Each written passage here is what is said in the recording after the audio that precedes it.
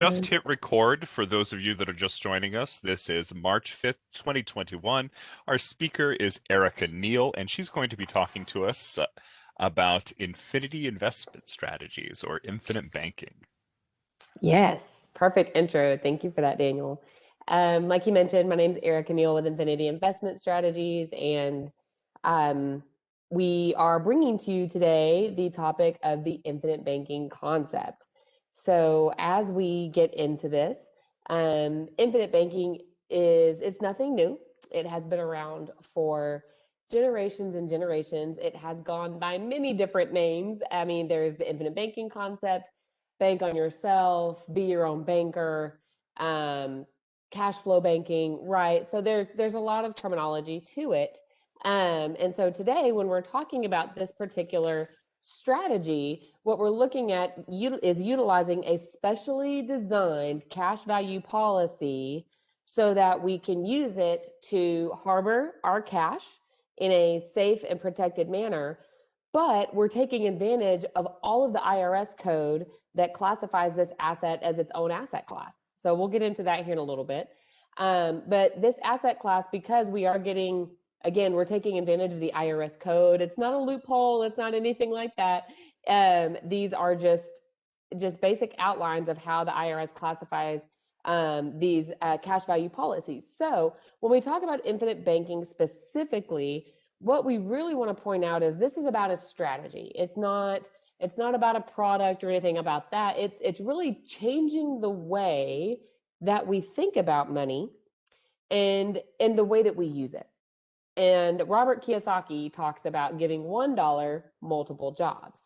Well, what we're going to look at is how do we do that while minimizing the volume of interest that is actually impacting our overall financial picture. So I'm emphasizing that because, again, infinite banking, this is about a strategy. It's a discipline is really what it is. We have to have this mind shift of not wanting to do what everybody else is doing because I don't want what everybody else has. I want to look at what the financially mature are doing. I actually stole that from my business partner, David White. You know, we talk about wealthy, right? What are the wealthy doing? But wealthy is a relative term. And I know we talk about it all the time. My definition, I think most people's definition of wealthy changes and tends to increase every year, right? So it's not about wealth, it's about actual financial maturity. And what are they doing? Because I want to emulate the same processes and the same strategies that they're using in their life.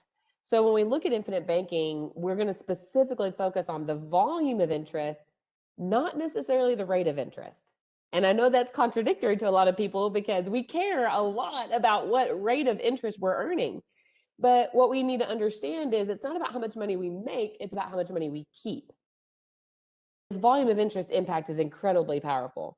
Before I move into that, just so you guys know a little bit about me and Infinity Investment Strategies, I do have a business partner named David White.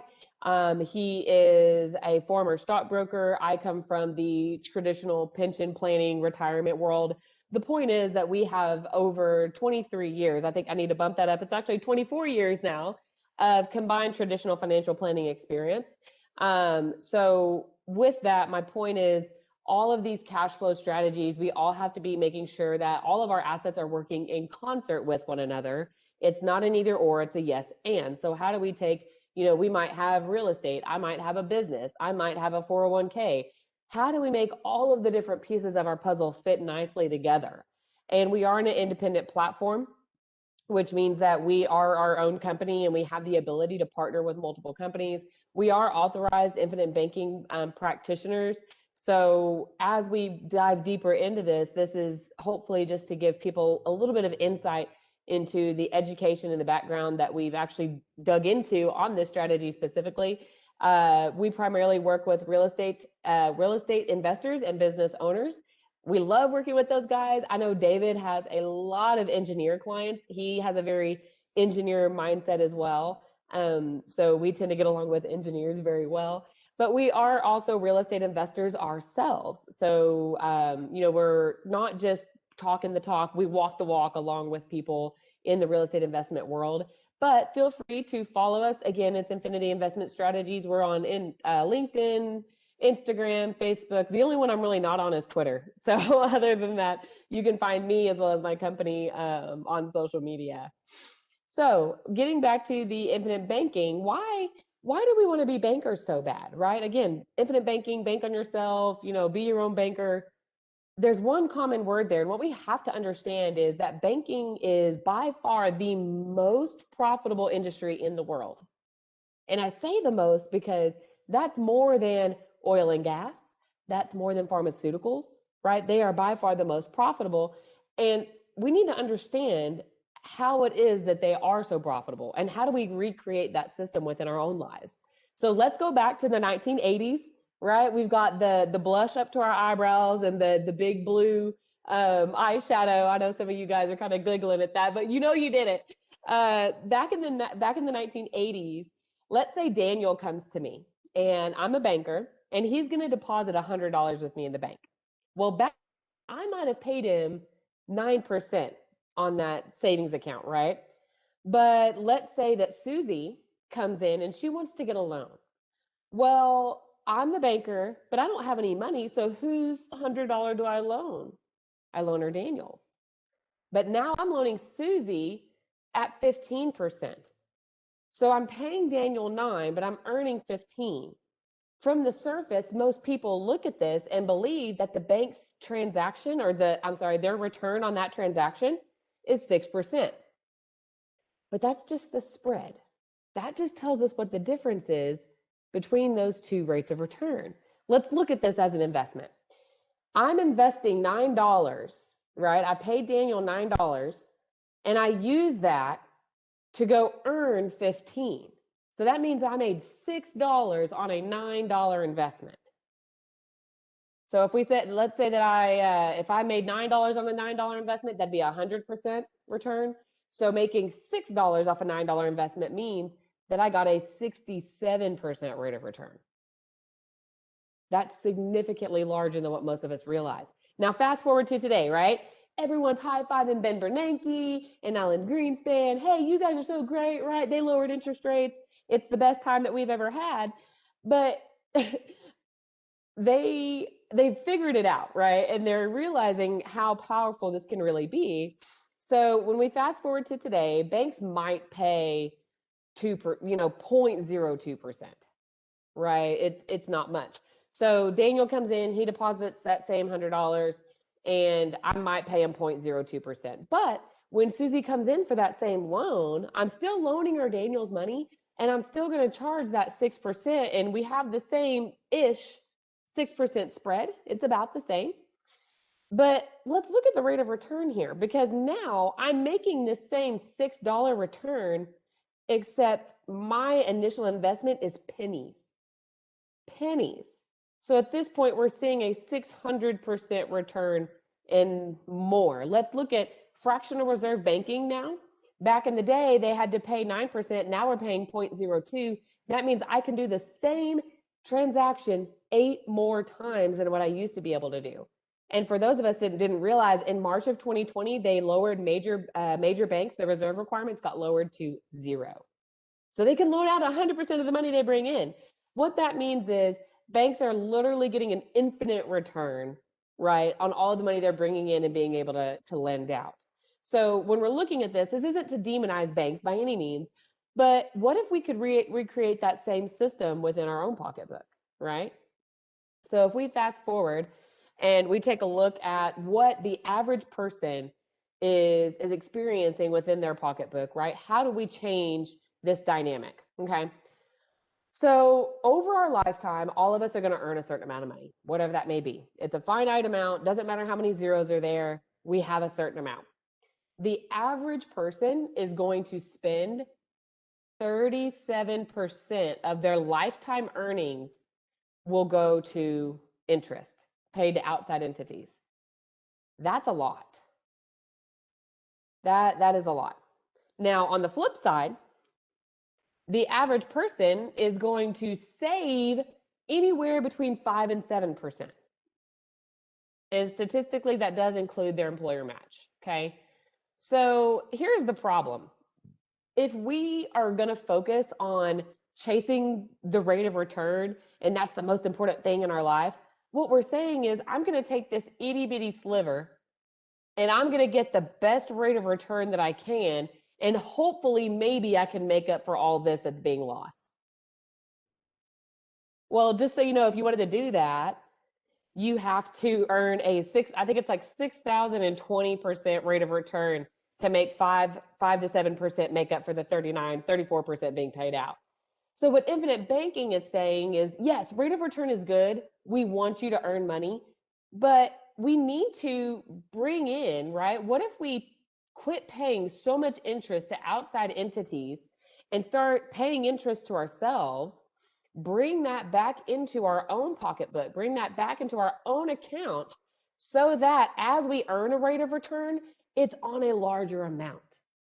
Compound interest is a beautiful thing, but the larger amount that we can compound, the better. So infinite banking is saying, yes, rate of return is important, but that's not our focus. We want to minimize the volume of interest being paid out and maximize the volume of interest that we're earning interest on. Now, one of the big questions that we get right now is, well, interest rates are super low. I know this week they're, kind of trickling back up, but here's the thing. It really, at the end of the day, doesn't matter. And I say that because if we were to look at a 30-year mortgage, okay, first question is, how many people are able to actually verbalize how an amortization schedule works on a loan? Probably not very many, right? It's far and few between. They're complicated. So what we have to understand is what's happening behind the scenes. It's not just a flat rate. So if I have a 3.5% interest rate on a 30-year note or a 2.7, both of these are great rates. Obviously 2.7 is better, but let's look at this. The way that amortization schedules are set up on traditional loans is they get all of their interest up front. So it doesn't matter if it's 3.5 or 2.7, in the first 10 years, 50% or more of every dollar we're paying is going to an outside entity. It's going to a lender. And that's for mortgages, that's for cars, right? Our student loans, whatever. These things have amazingly low interest rates, but that doesn't change the fact that more than 50%, our volume of interest is still extremely high going out. So again, we're going to focus on minimizing that. Now, again, this is not to demonize banks or anybody, right? There's no such thing as a bad financial tool. That just doesn't happen. And it's important to realize, what is the most efficient way to save money? And when we're talking about this, again, there's no such thing as a bad tool, but people really get torn on how to save money or the right way to save money, right? Like I mentioned, my partner, David, he comes from the stockbroker world. And in that space, it was, oh, well, if you don't invest in the stock market, you're a loser and you're not going to make enough money. And, there's bankers who are like, oh, no, don't invest in the stock market. That's too risky. And it's just a my daddy can beat up your daddy world. It's kind of a dog eat dog kind of thing. But what we need to understand is all of these are very different. So if I tell you, here's a hammer, would you say that's a good tool or a bad tool? It depends. Because if I ask you to cut a piece of wood in half, that's probably not going to be the right tool for the job. So the point of this is, if we have different tools in our financial toolbox, then we can accomplish all the jobs that we need to get done. So the savings dilemma is helping us figure out, okay, well, should I put money here or here or here? Well, instead of saying either or, why not a yes and? Okay, let's look at bringing all of our plan, all of our process together and creating true strategy. So looking at this, right, banks, that's pretty self-explanatory, right? That's a short term, people are putting money here because they know it's safe, right? Safe. It's also liquid, unless you try to pull more than like $10,000 out. It's interesting for people who try to get a significant amount of money out of the bank. The banks don't like that. But anyway, neither here nor there. So they consider it safe, it's liquid, but on the flip side, we know we're not really getting any growth out of that account. That's not what it's for. This is money that we need to use within the next 0 to 12 months, right? If we don't, we're losing money due to inflation. On the flip side, let's talk about investments, okay? This is a very broad category, okay? This could be a 401k, IRA, real estate, business, whatever. It's something that we know is really going to take 10 or more years to come to fruition to start, paying us back. kind of thing. So why are people putting money into this box? Well, ideally, we're hoping for growth. That's the plan. We can't guarantee it, but we're hoping for it. However, the money in investments, is it safe or could it potentially lose value? We know that's true. That's just part of the investment world. We know there's potential for loss. And we also are understanding that it's not liquid. If we put money into an investment, we know that it's there for a period of time. So here's the dilemma that we get pigeonholed into. If I want my money to be safe and liquid, I have to sacrifice growth. But if I want growth, I have to sacrifice safety and liquidity. So I can put my money in an account that I have to use it in 0 to 12 months, or I have to lock it up for 10 plus years. Kind of darned if you do, darned if you don't kind of scenario. So what about all of this time here in the middle? What about right now and 20 years and all this time in between?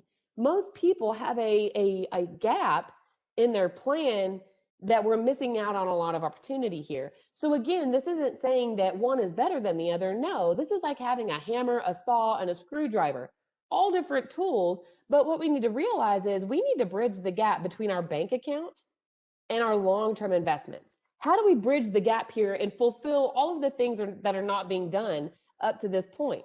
So what I mean is we need to give ourselves guaranteed growth, and much more than what we're talking about in a bank, right? Like it's not tiny.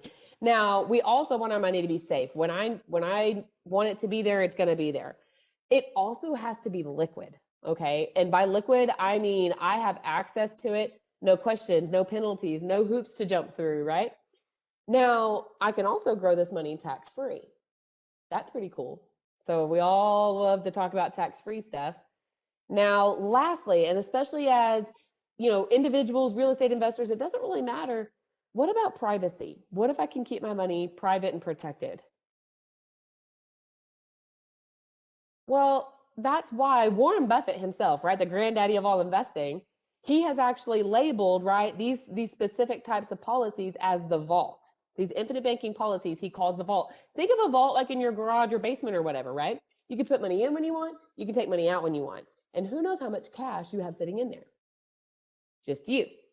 Not the IRS, not somebody trying to sue you, not creditors. FAFSA doesn't know if my kids ever decide to go to college. So again, this isn't saying one is better than the other. These are very different tools designed for very different things. But the idea is we need to make sure that all of our assets are working in concert with one another to make sure that we have the most efficient strategy possible. So how this works is you're going to want to take money out of your bank account, and it funds your IBC policy, your vault. You then use the cash value to invest in whatever it is that you want, and you're going to cash flow from your investments back into your vault. We'll talk about that loaning strategy here in a minute. Now, due to the arbitrage you're creating, you now have more cash flow going into your bank account. And then guess what? You just rinse and repeat the process. You put more money into your policy, which does more investing, and then. So we have this consistent movement of our money, right? Robert Kiyosaki talks about the velocity of money. I like to call that the flow and grow. We want our money consistently moving and flowing and growing between all of our different assets so that we have a compounding interest, or we are earning interest every single day. Because if there's a day that we don't earn interest, that's a day that we lost money, period. So again, the idea is to consistently have all of these working together, which, if you can't tell, that's where we talk about this infinite cash flow strategy. Always being able to grow our money in whatever way that we see is fit at that point. Now, diving deeper into the vault. When we know we want safety, liquidity, guaranteed growth, tax-free, and privacy, well, that's why we use these specially designed policies, okay? Because they're the only ones that we can check all of these characteristics off the list. Now, more specifically, when we talk about these with these specially designed cash value policies, we're using them issued by mutually owned dividend-paying whole life companies, okay? Now, there's people who ask about, like universal or indexed or, variable. Here's the thing. When we're looking at it from a pure infinite banking standpoint, if I put money in my bank, do I want to have to be concerned whether or not the money's going to be there in a year, 2 years, tomorrow? No, that's not a bank. That's an investment. Investments are good, but that goes in the right side. This is in the middle intermediate term box. So these policies, right, again, they're mutually owned and A-rated companies, and they're the only ones that provide all three of these guarantees. Number one, your death benefit's guaranteed. Okay, it's locked in. Nobody can ever take that away from you. Now, the thing is, over time, it's going to gradually increase. That's just how it works. Again, we're not talking about this from a death benefit perspective. If Merrill Calliser were listening to me, he would laugh. But it is a part of this component. Okay, that's just a part of it. Now, the premium is guaranteed in that it can never, ever, ever increase. That's another reason that we don't use universal. These premiums are locked in so that no matter how old or unhealthy we get, right? We all tend to get older and unhealthier, right? COVID 2020, right? All of that stuff. So we know the COVID 20 snuck up on us all, but we know as we get older, we're going to become less healthy over time, generally speaking. But the fact that this premium is locked in and can never, ever increase no matter what, that is incredibly powerful. Now, lastly, the cash value. Let's focus on here. This cash value is guaranteed to increase every single year, or year over year, regardless of market performance. Okay, so think of any other asset, right? Real estate. You buy an asset, and it starts building up equity inside of it. And we all know the compound interest curve. It starts off slow, and then it takes off exponentially on the back end. Okay. In addition to the guarantees, right? Everybody will notice, if you can see on the right-hand side here, there is one part about this that's non-guaranteed, and that's the future annual dividends. Okay. What that means is we cannot promise that the company is going to issue a dividend every single year. However, the companies we use, again, they're mutually owned, which means not you, not me, nobody can go buy stock in these companies. So they don't have shareholders or an 8-figure CEO to support. Who do you think they pay those dividends to? Their policyholders. So whenever they do pay out these dividends, what happens is we keep them in our cash value, and all it does is make our cash value grow even faster, and it starts participating in our compound interest curve. So again, these are non-guaranteed. However, these mutually owned A-rated companies, the ones we use, have all been around since 1850 or earlier, so 150 years or older, and they have issued a dividend every single year since inception. So again, are they guaranteed? No. Have they paid them for 150 years straight through every economic cycle we have ever seen? Yes. Feel free to take that however you want, okay? So all of this is customizable. This is not, again, these policies, we really can't go down to our State Farm agent on the corner and build a specially designed policy. They're gonna, it has to be structured correctly. Whenever we dive deeper into this with individual people, my business partner, David, he does a great job really walking people through each piece of this and how customizable it is. And what we do in the background is say, hey, who is this person? What are they trying to accomplish? And how do we need to tailor this specific to them and their needs? So all of this is customizable. This is just a 30,000-foot view of how these policies work internally, okay? So moving on. Let's talk about the 4 pillars of infinite banking. We understand what tool we're using, but why are we using it? Okay, so the first thing is we need to lower taxes, right? I know a lot of people are focusing on taxes. Increased leverage. I will say I think leverage is probably every real estate investor's favorite word. Now, increased control. This is an interesting dynamic. I would say we'd all have to admit, being a real estate investor, we have some control issues, right? Like, I don't want to just throw all my money to the side and hope and pray that the market does what it's supposed to do. No, I want to do something a little bit more tangible, a little bit more realistic, and we have that control over what our money's actually doing. So there is more control factored into the infinite banking concept. Now, lastly, we have lower risk. So lower risk, right? There's no silver bullet, okay?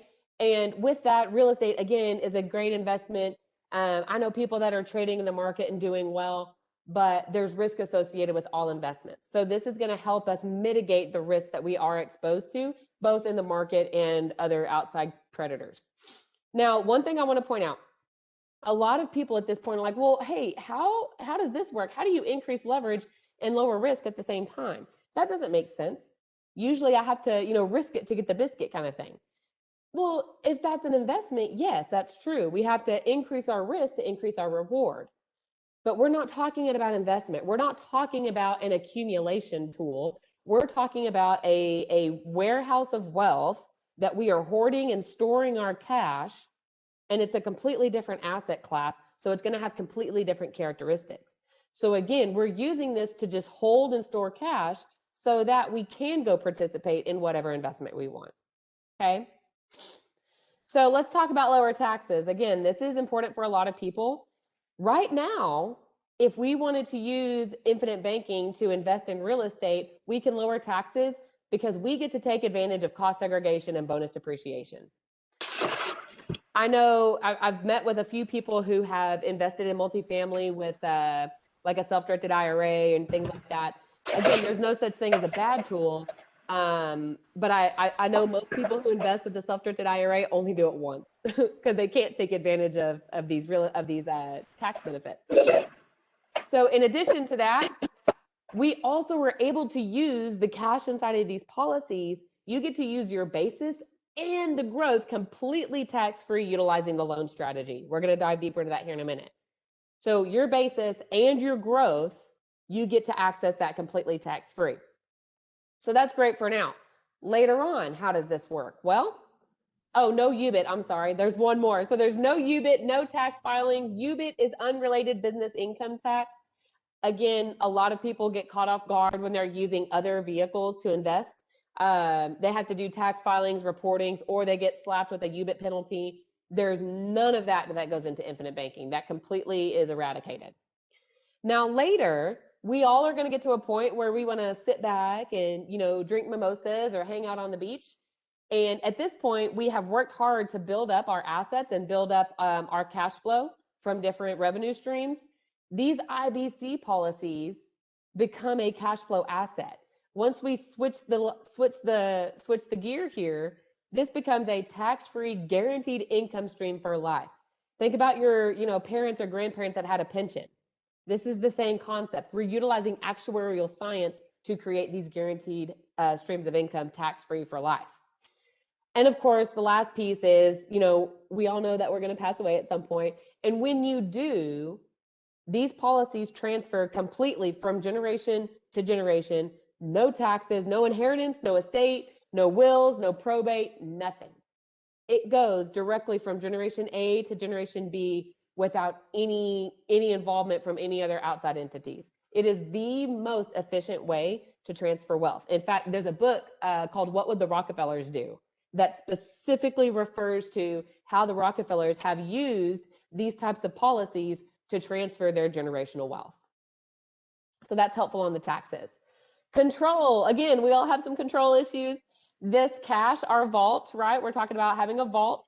This cash is completely accessible at your terms, okay? So there's no questions asked. I say no questions. What they're gonna ask you is how much do you want and where do you want it sent? That's what they're gonna ask you. Not what you're investing in, where you're going, what you're doing.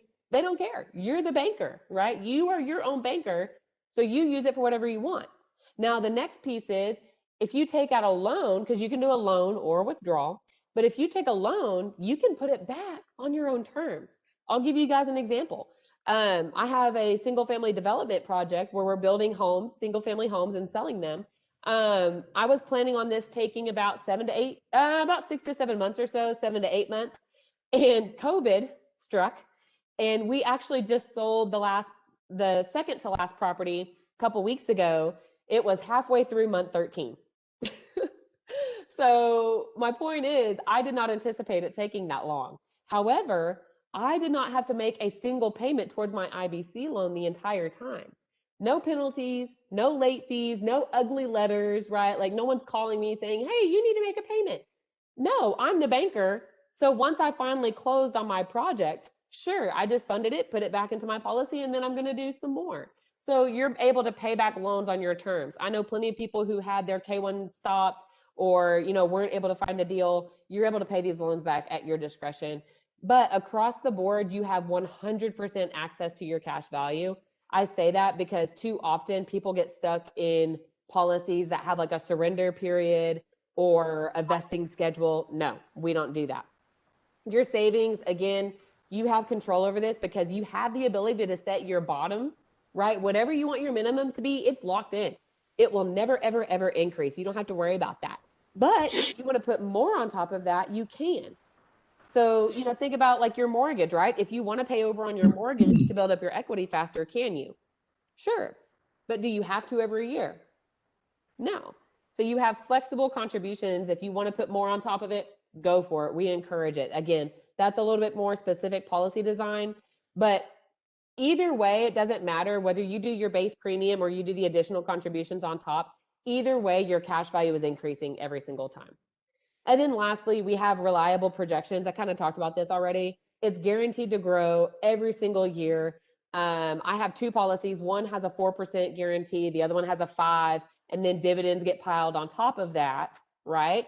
So I know my policy is guaranteed to grow every year, regardless of market performance. Plus I'm getting dividends that are very reliable. But more specifically, the companies we use, they're not projecting these crazy numbers on page. In fact, when I look at their dividend history for the last 50 years, they have either met or exceeded their projected dividend every single year, except for 2. There were 2 years they missed their dividend projection, and they missed it by 0.5%. So when you're looking at these companies and the way that they're structured, they're not doing speculative investments. They are very consistent and have accurate dollar projections.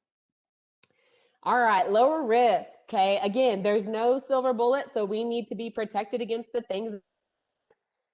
We are all familiar with market crashes. I don't know if you guys are invested at all. My husband likes to do some stock trading on the side. My business partner, David, same thing. He comes from the stockbroker world, so he still does that. It's super volatile right now. But with my IBC policy, I know I'm guaranteed to get growth every year with no correlation to the stock market.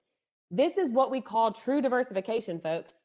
I know a lot of people talk about stocks and bonds being diversified. No, they're not. If stocks go up, bonds go down. If stocks go down, bonds go up. That's intercorrelated, right? Unless 2008 or even 2020, when the stock market started crashing, the first thing the Feds did was step in and lower interest rates. So now bond prices are going lower. So then everything's down at the same time. So when we're protected and we have a true diversification asset, what that means is when the market goes up, my IBC policy goes up. When the market goes down, guess what? My IBC policy still goes up, no matter what. Now, creditors and IRS. So this could be, God forbid you have a financial hardship or, tax lien. You make a mistake on filing your taxes, right? If the IRS steps in, they can put liens on your bank account, holds on your paycheck, right? They come after everything. But you know what they can't touch? Your IBC policy. Good guess.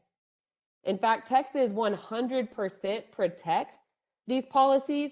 Every state varies a little bit. The most minimal state that gives the least protection is, you guessed it, California. But even California protects these policies 50%. But depending on where you are, it is gonna vary. Now, run on the banks. I don't know. I know of 3 people, maybe 4. I know 3 people for sure that they're big multifamily investors. One guy owns 120 units by himself outright. He had over $1 million in equity in his private residence, in his own house. He wanted to do a HELOC last year because he wanted to obviously use the equity in his home and go do more multifamily. The bank told him no. There were 2 other people, right? Anytime there's economic uncertainty, the banks, they will tighten up their credit expansion. Remember, folks, they have low reserves, so they have limited access to cash. So anytime something crazy happens, they don't have to lend to anybody. Okay, so with these policies, again, you have 100% access to your cash, regardless of market performance. Okay, now lastly, predators. This could be a disgruntled investor or a clumsy tenant.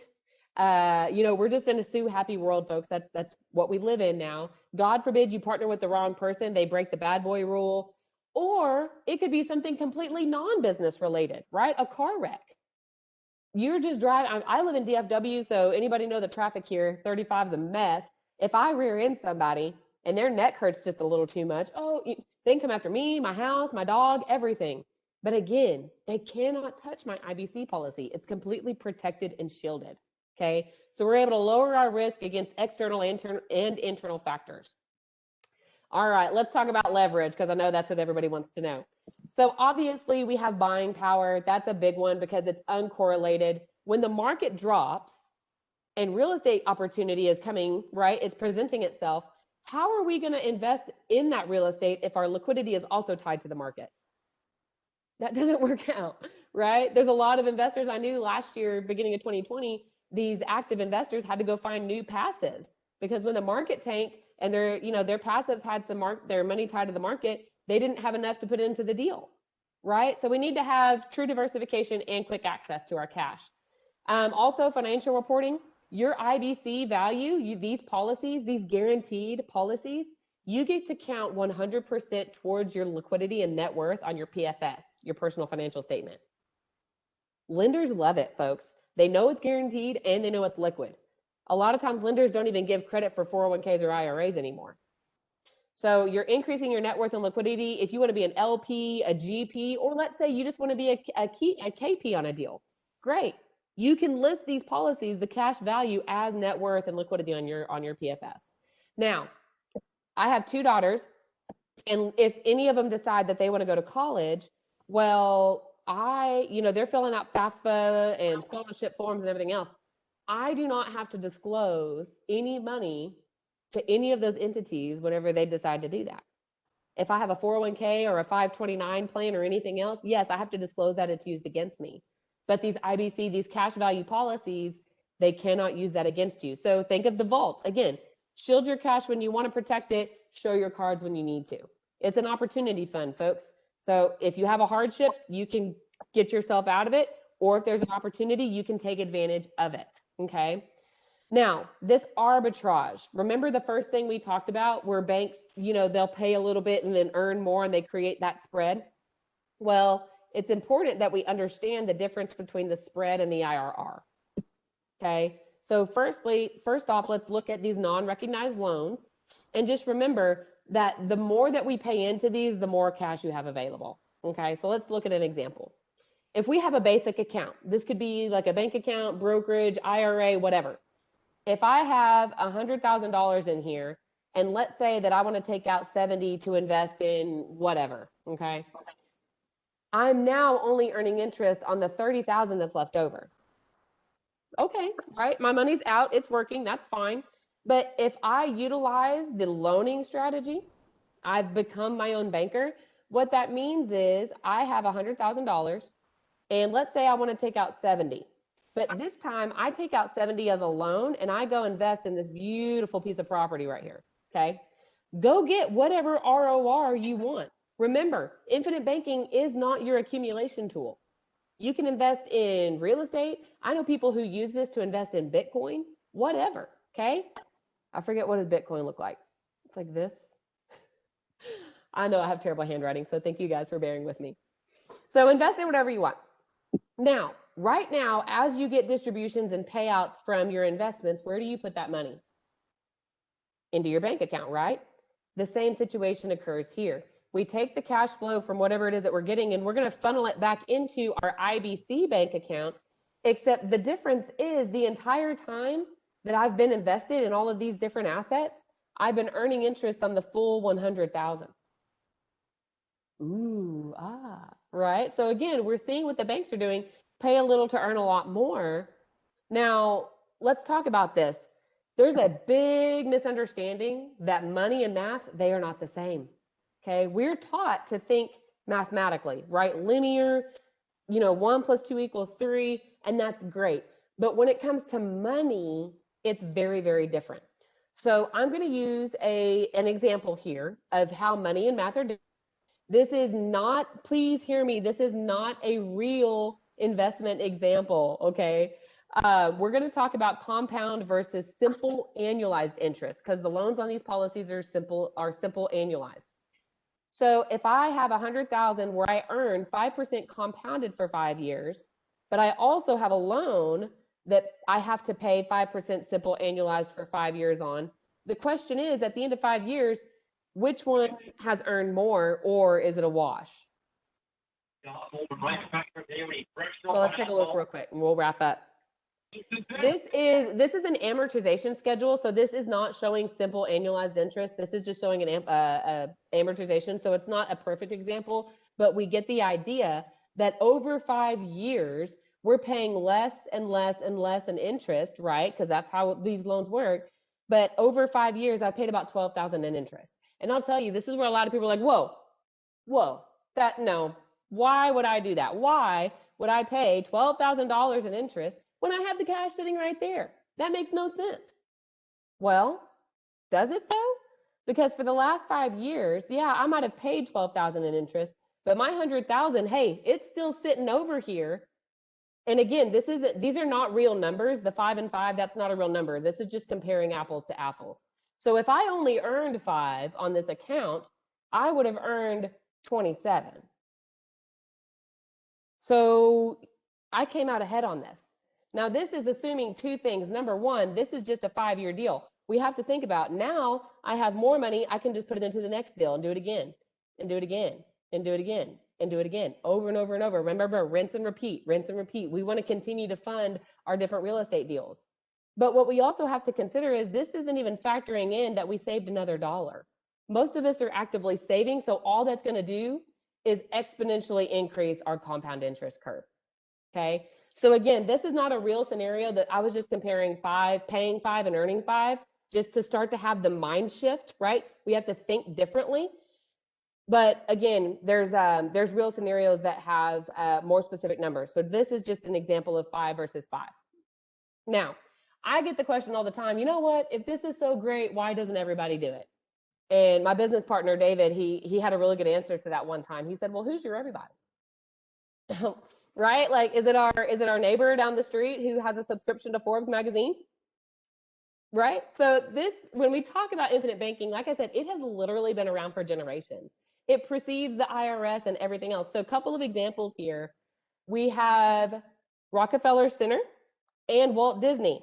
Okay. JD Rockefeller wanted to build this massive tower, but as soon as he wanted to build it, the Great Depression hit. Not a single bank would give him a loan. Not one. Same thing. Walt Disney, he had a successful movie company, but he wanted to open a theme park. Banks, nope. They said theme parks don't make any money. No. Can you imagine being the guy that told Walt Disney no to Walt Disney World? Right? Oops. But the point is, both of these guys had a dream and they saw an opportunity and they took advantage of it. To this day, Rockefeller Center is the largest privately funded construction project ever. JD Rockefeller completely funded this building of Rockefeller Center in New York City through his own personal cash value policy. Walt Disney, he took money out of his IBC policy to fund the Walt Disney World theme park. First money ever put into Disney. Same thing, Pampered Chef, a home ec teacher. She tried to get a loan from the bank, but they would not give her a loan because she was a woman. Wouldn't give it to her. So she said, you know what, I'll do it myself. She took out I think it was a $5,000 or $6,000 loan from her policy. She launched Pampered Chef. That was in 1980. In 2016, she sold it to Berkshire Hathaway for $1.6 billion. Okay. Foster Farms, there's a family out in California. They bought land, they started a chicken farm. Here's the thing, folks. Donald Trump, Joe Biden, John McCain, the Roosevelts. There are so many politicians that have used this for their own personal investments as well as to fund their political campaigns. If Republicans and Democrats can agree on this, there has to be something there, right? It's fascinating that all of these guys, like I know Joe Biden specifically, when he was VP back it was like 2008 or 2009, they released his records. And he had 5 or 6 different, which I don't remember what company it was through. Anyway, he had 5 or 6 different of these guaranteed cash value policies just on his own. That didn't even factor into his business. That leads me to my last point. JCPenney, in the Great Depression, obviously they're a retail store. They could not afford to pay their employees. So if you guys get a chance, I suggest that you look up BOLI-COLI. This stands for bank-owned and corporate-owned life insurances. The largest banks and corporations in the entire world hold a majority of their assets in these guaranteed policies. So JCPenney, Great Depression, they took a loan against their corporate-owned life insurance policy, And they used that to pay every single JCPenney employee throughout the entire Great Depression. So thank God, number one, it wasn't tied to the market. And number two, they did not have to pay that loan back until they started picking up revenue, and then they paid it back and they leveraged themselves out of hard times. So again, opportunity, hey, Rockefeller, Walt Disney, Doris, they all saw opportunity, took advantage of it. But if and when bad things happen and we need to crawl out of that hole, dust our knees off, these policies are there and they have that backup incorporated. So all of that being said, any questions? Yeah, we've got about 4 minutes left here. Erica, why don't you go ahead and show your contact information so that people can get it? Sure thing. And Chat. got a comment here. It says, "Erica, you're preaching." I like I think that. it's a good comment. Yes, it is. So let me type in my, yes, everyone. I'll give you guys my email address. And if anybody out there has questions about using life insurance policies to fund real estate investments or any other investments, feel free to reach out to her. Yes, please. Are there any questions right now? And here, like I mentioned, we are on social media, but here is my company website as well.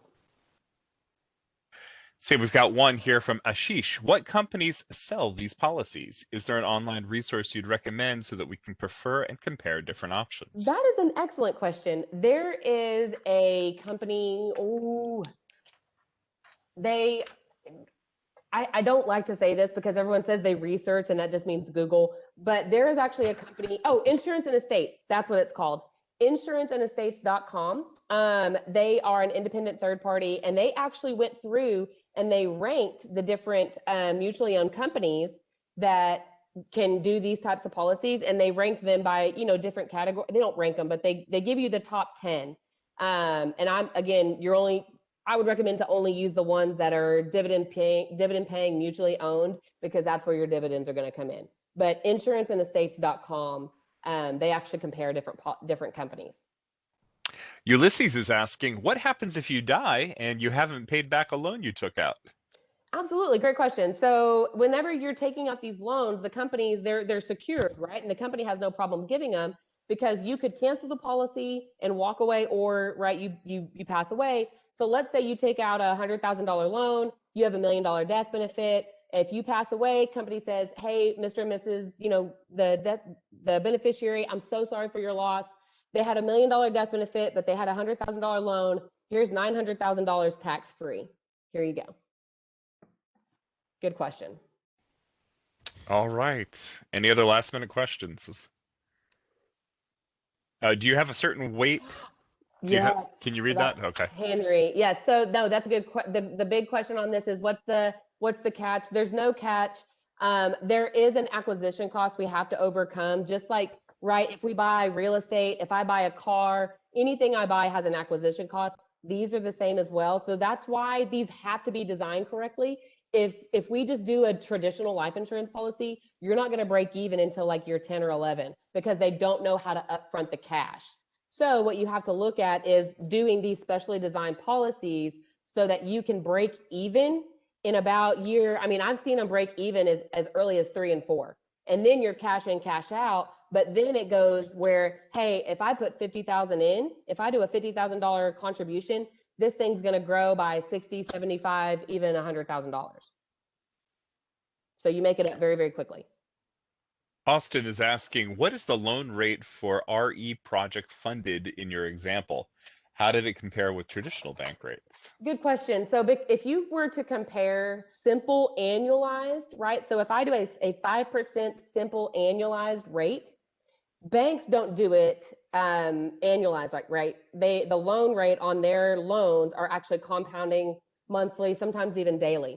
So if we look at on a 5-year scale, a 5% simple annualized compared to a regular bank amortized loan, that would be comparable to a 3.6% interest rate on a bank amortized loan. And I think the follow-up question here is, if you put 100K into a policy, how much is taken out for COM? I'm not sure what COM is, but I bet they're asking about commission. Yeah. So here's the thing. When we talk about these policies, there's two components. You have your base and you have, there it is, yeah, commission. So if you have your base and you have your additional cash that you put into it. So think of it like a house, right? If you pay your mortgage in, for a year, you buy a house, you pay it for a year, you don't have much equity in that house. But every single month you start to earn more and more and more. So Anita, to answer your question, whenever you put that 100,000 in, it depends. Did you put it in as base premium? Did you put it in as cash? At what point are you in your policy? Because again, if you're already past that break even point, if you put 100,000 in, you're going to be able to pull out more than that, right? So I hate to be vague, but that's a very situational question. All right, we're at the top of the hour now. So, Erica, thank you so much for coming and presenting to our group here. Yeah, thanks for And having me. we'll let everybody go so they're not late for their next meetings. Absolutely. And I will, I'm going to find that link that shows the top 5 companies. I'm going to go post that on our social media pages. I'm pretty sure it's Insurance Estates. I know you're saying it's not coming up. I'm going to go track it down. I have it saved on my computer. I will post it to our social media pages. So you guys are welcome to, insuranceandestates.com. That's right. So I'll post that on our social media pages as well. So feel free to look that up because it's a good one. Thank you so much, Erica, for coming. I wanted to apologize for all the technical issues. Nope, no problem. Thanks for having me. I Some appreciate people it. we made it up past 100 people Oh, today, we did. Look at which is that. good. But it was a slow, rocky start. That's a fine. We made it. We made it. Yep. All right. You guys have a great weekend, guys. Thank you. Thank you. Thanks.